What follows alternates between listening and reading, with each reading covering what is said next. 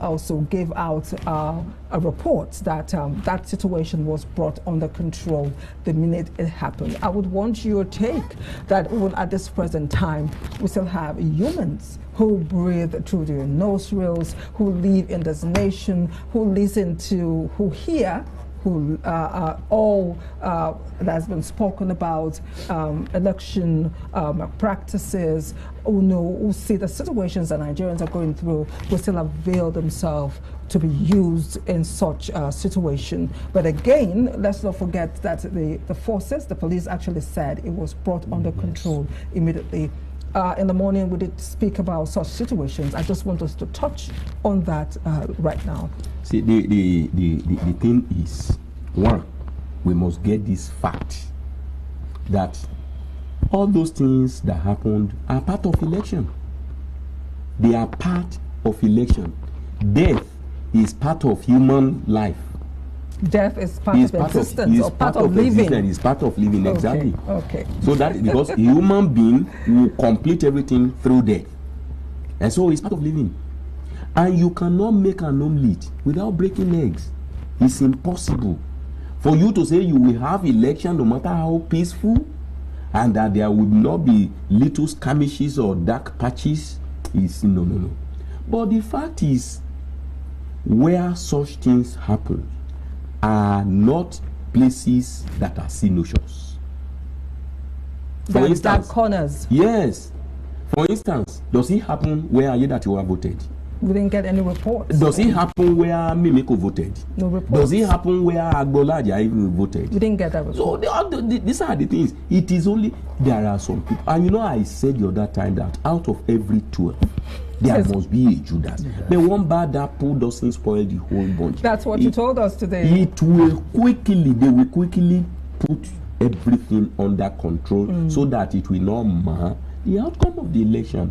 So let us see that as part of the election, there are things that are normal that should be expected during the election. So you told us.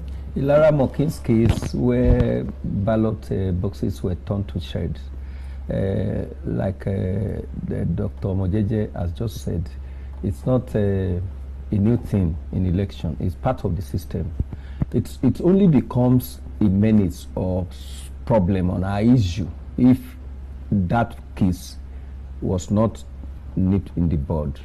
But since the security men were not sleeping, and with the good loyalty of the electorates, it means the society still frowns at anything electoral malpractices. So that's his score card for us. And as a teacher that I am, in the classroom, when a student scores 70, that student still has a distinction. So the 30 gray area, the 30 bad scores, we don't call it score. Yes, it's a score. 0 is a score. So the 30 weaknesses, we build on it in order to still have a better chance in the future. So we do hope that we'll continue to improve on the system. On this system. Now, Ondo State Deputy Governor Olaide Adelami also voted at his Igboro Code 2 Ward 3, Unit 16 in Owo local government area at about 9:40 a.m. He joined the queue of voters waiting to be accredited, and thereafter was in line alongside members of his immediate family to cast his vote.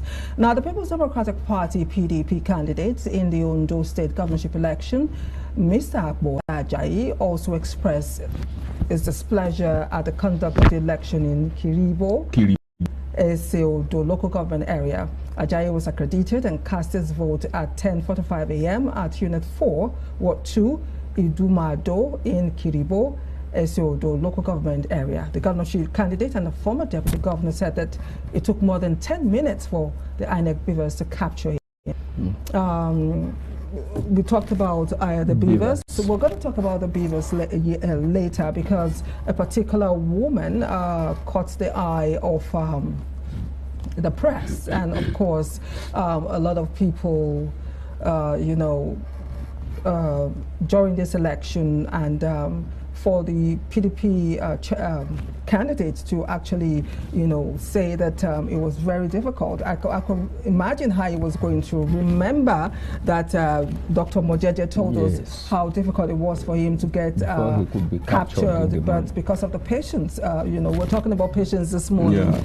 Because of the patience, he was calm, and of course, he was able to do that. But at Ondo West local government, there was an incident at the Lodasa Ikparuku, where an 80-year-old woman, Mrs. Esther Akintaju, and her son Charles Akintaju with speech impairment could not vote because their faces was not recognized by the beavers, despite getting to the polling unit early, though it captured other people. So one can understand the emotion of the PDP candidate when he got there, and it took about 10 minutes for him to get, captured. So for your case is different because eventually you got captured. Through. Yes, you scaled through. But for this 80-year-old woman, it was so, she captured the minds of citizens.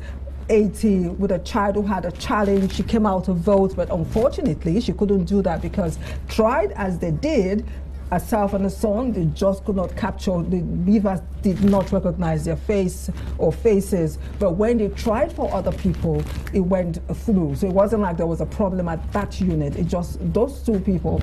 So your case is peculiar because eventually it went through. Then, of course, the case with the PDP candidate. So let's talk on behalf of those who couldn't vote today because the beavers just will not agree. Maybe the powder was too much. No, you see, it may not be the powder.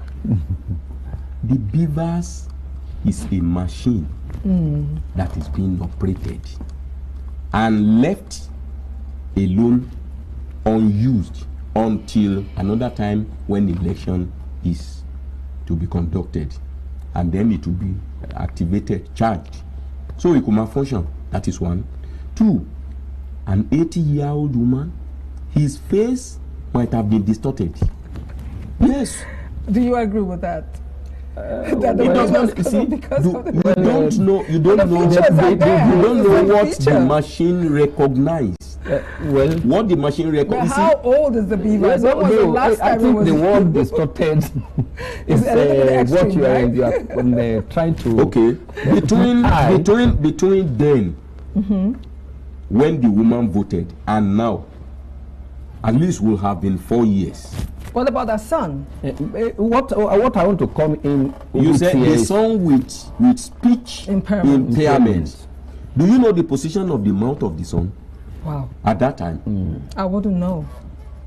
For it not to be recognized, or for the face not to be recognized, a person with speech impairment, human beings don't keep mute like that. The person may distort the face when the beavers come, and you may not know. And then the woman, you don't know. So, you see, all these things are bound to make certain permissible mistakes. If the preponderance of error is still negatively shifted, it could be taken. But if it is that out of 100 voters, the beavers could not accredit 70, it is there you will see. An issue. But in a situation whereby 1 or 2, for instance, if the beavers refuse to recognize my face, I will go. It might be because I barbed my hair yesterday. You may not know what that beavers will recognize at that time. But what we, there are other people fall within that category of mama and her son who just had that issue, and today they went out early to cast their vote, to exercise their rights, and somehow it just did not happen. What do we say for those Nigerians? I want to come in there. You see, there are lots of factors that make a machine, especially the camera or lens, to reject or accept. Sometimes when you go to photography shop to take passports, they will tell you to remove your eyeglasses. I'm not saying that our old mother of 80 years but nobody can even see. But I know those people, those who are there, might have told her to remove such. That's all I'm saying. There are cases whereby you made mention of powder. We're laughing. It's not a laughing matter. Sometimes it might be serious. The powder might be too yes. much. The makeup might be too yes. much. There, I'm wearing a cap now. I'm looking different now than when I removed this cap. What of eyelashes? I may look different. So these are issues. I'm not sure there was any eyelashes in this situation. That 80-year-old woman Mama might want to still sleep. Then where do you put patience? The mama might be agitating. I beg you do this. Yes. And the face will be getting distorted. My doctor, sir, I remember a case with Obasanjo during Chief Olusegun Obasanjo's time that the not beavers then. The thumbprint was rejected. He was rejecting his thumbprint, and that was a sitting president then. Was rejected, but with patience, the thing worked. Yes, so we can't but have such. But like what I've said earlier, when you have 70% pass, then this 30% weakness will be worked upon for improvement against. Also, still talking about those who voted, Minister of Interior Olubunmi Tunji-Ojo cast his vote at Port 03, Unit 17, Court Hall, Igafo, Araoye, in Akoko Northwest local government area. Tunji-Ojo, who cast his vote around 11:33 a.m., however, expressed satisfaction with the electoral process. Now we've had people, express their satisfaction. The two of you, can attest to that. You've said the same thing. Attest their satisfaction, from the feedback they've gotten and what they've seen on the field. And again, I want to reiterate the fact that even the incumbent mentioned same while he was casting his vote. He actually saw the peace on the field, and recall the IG also said same, and the Commissioner of Police, attested to that, despite some other stories that we're hearing, but generally is the peace. And we cannot move forward talking about the peace without taking a look at the security architecture that was put in place to ensure that this peace that everyone has become a song in the mouth of everyone. Because during the election, before the election proper, there was an unusual calmness which pervaded the ever-busy Oba Oshupa, Oba Adeshida, Arakale, Ijoka, Oyemekun, and other major roads in the metropolis, particularly the streets which usually witness vehicular movements, business activities with the sounds and sights of typical city, which is noticeably subdued as the electorate gear up for the poll this morning. So that piece is still, there's this resounding, it's everywhere. So yes. I would really want you to talk about, the security architecture and all the effort that was put in to ensure that we enjoy what we enjoy now. Apart from security, leave the security alone. People will be naturally peaceful, especially if they don't have anything. People are hungry. They are hungry. Everything is so hard and harsh that even the little strength in you, so you want to go and dissipate it in fighting, you will just fall down and die. Me, I don't want to die, because I have children, I have wife, I have everybody, and exactly that is what people that has not eaten and they don't even know what to eat. So you want them, if they put them in prison, who is going to bail them? So the government knows what they are doing. They have put, in fact, they have put everybody in a position of peace before the election. So the security will even do very little. You will discover that the security did not do anything. No, we'll talk more about it. We'll just take a short break, and when we return, we shall be continuing on that line of thought. Stay with us.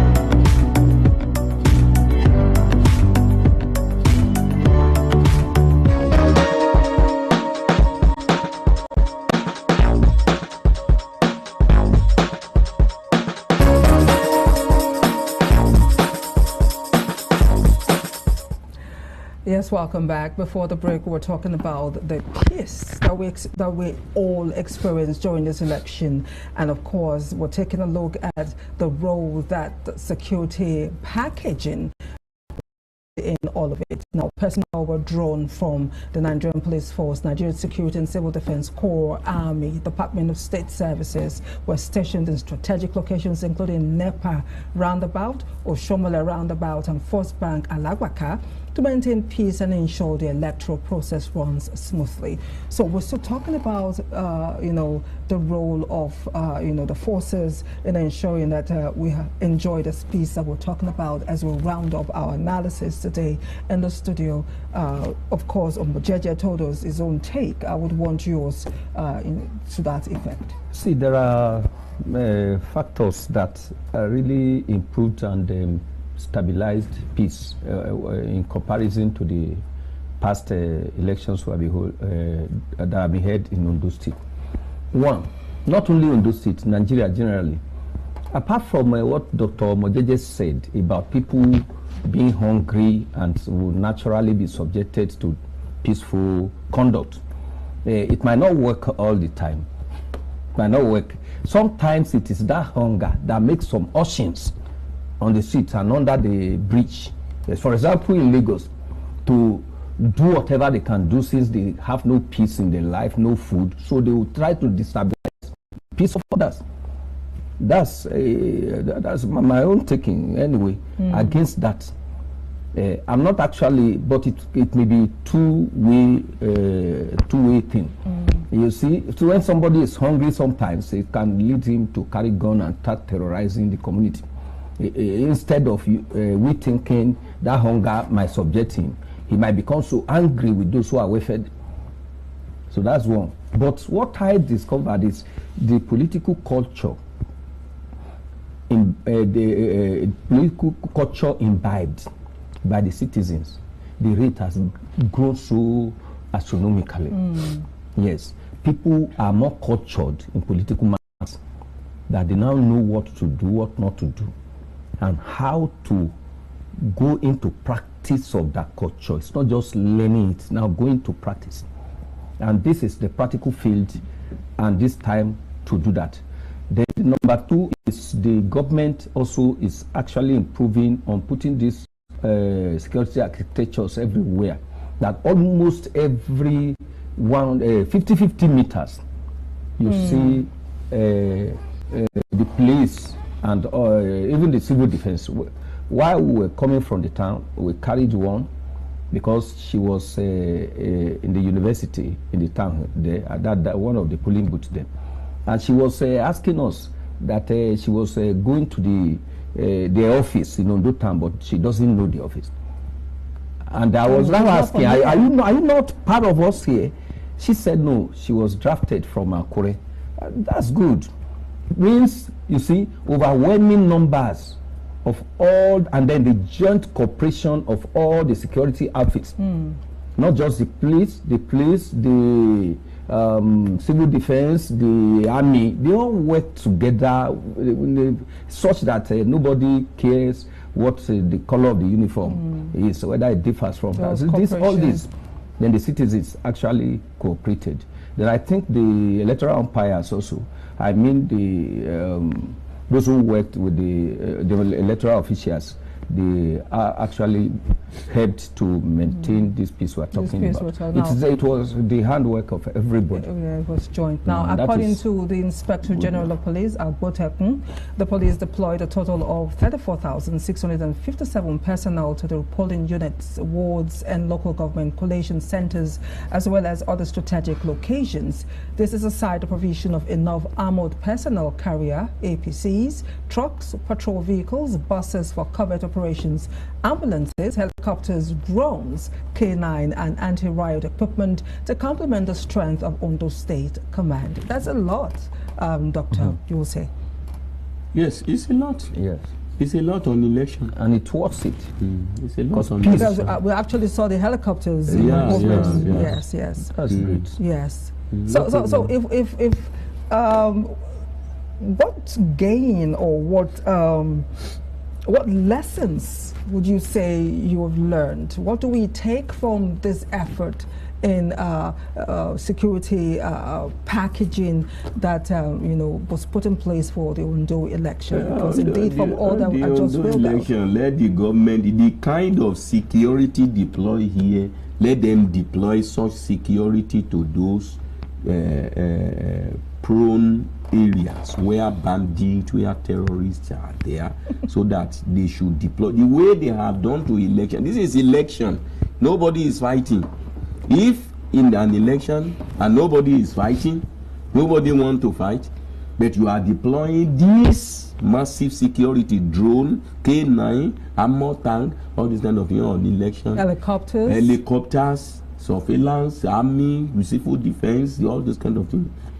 If such effort is garnered towards combating terrorists, I am sure there will be nothing like that one. And then let them use such strength to bring food and life-saving amenities to people.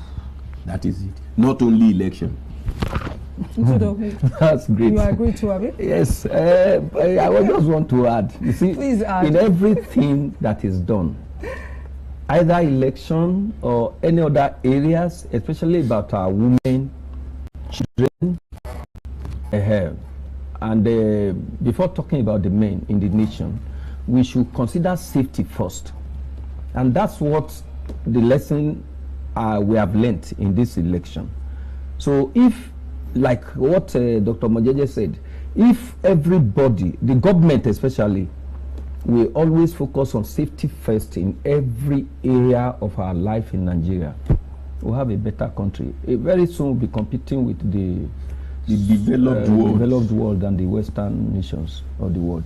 For a moment, I thought you were going to say United States, and I'm like, no, I don't want to be. No, the developed world. The Western nations. That in, I was going to say, no, count me out from that analysis. I do not agree totally. From what we have seen in recent times, from I'm that not talking side, of America. I'm talking of, there are developed world. Is a developed world. Singapore is a developed world. Finland is a developed world. Fine, we've spoken about there's this group of people that people just take for granted. As before we go, the PWDs. Now, INEC made provisions for PWDs, people with disability, with provisions such as magnifying glass, braille paper, poster for the deaf. However, we interviewed someone on the field, and she said they could do more by providing logistics for people on the wheelchair, that they didn't make that provision, but INEC tried a lot. So let us talk a little bit about people with disabilities, and of course the fact that we've had feedback that they were catered for, attention was given to them. But the problem is giving them all of that and not going a step further to provide vehicles that will locate them, probably gather them in one spot and take them to exercise their civic duty and come back, was the problem that they mentioned today. That is exactly what I want to say, that those things that they have mentioned is just, what they have done is just a tip of the iceberg. It is more than that. Before you can take adequate care of people with disability, there must be good road, there must be very fine electricity, there must be good transportation system. Because there are vehicles that could take those without legs. There must be there are places that those on wheelchair can even pass through. Some who can ride bicycle, very many people. For instance, you said there shouldn't be vehicular movement. But people can use bicycle if there is enough road. For instance, now one can ride bicycle from Ife garage down to this place. They're talking about those on wheelchair. I know. So what I'm saying is that if all those things are taken care of, those with wheelchair could also be taken. Vehicles could be provided to transport them to their place where they could vote. When they're done, they take them back again. Take them back. So because of time, I thought I want to what I want to say about disabled individuals, number one, we are now having an edge over the past. where we think those who are agile and very active and headily okay are the only ones that will function in an election like this. So we give kudos to the government and the generality of all of us in trying to adjust our understanding to that fact. And it's working already, but the government should improve. INEC especially should make sure that wards, polling booths are separately created for them. Because there are cases of, thank God we are having less violence in the election now.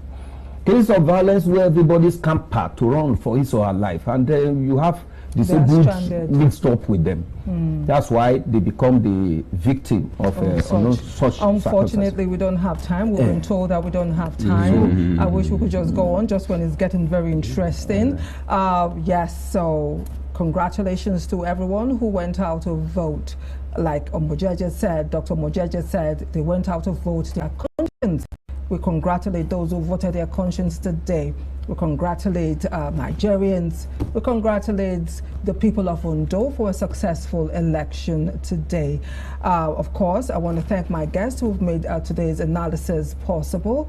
Dr. Adishola Mojeje, who is a historian and political analyst. I appreciate you for being right here with us all through the analysis. And of course, Mr. Itodo Simon Elesomi, social and political analyst, I appreciate you. And everyone who has made today's broadcast possible, I appreciate you. Everyone behind the cameras, I appreciate you. Now, tomorrow 10 a.m. is another date. We'll be here to give you live broadcast as the results begin to come in. So make it a date to be with us. Do your chores and get ready. At 10, the live studio will open, and of course, we'll be here to give you the analysis, dot the I's, and cross the T's. My name is Anure Benite. Thanks for watching our live broadcast today as Ondo People Decides. Until next time, bye for now. Bye-bye. Thank you. Yeah.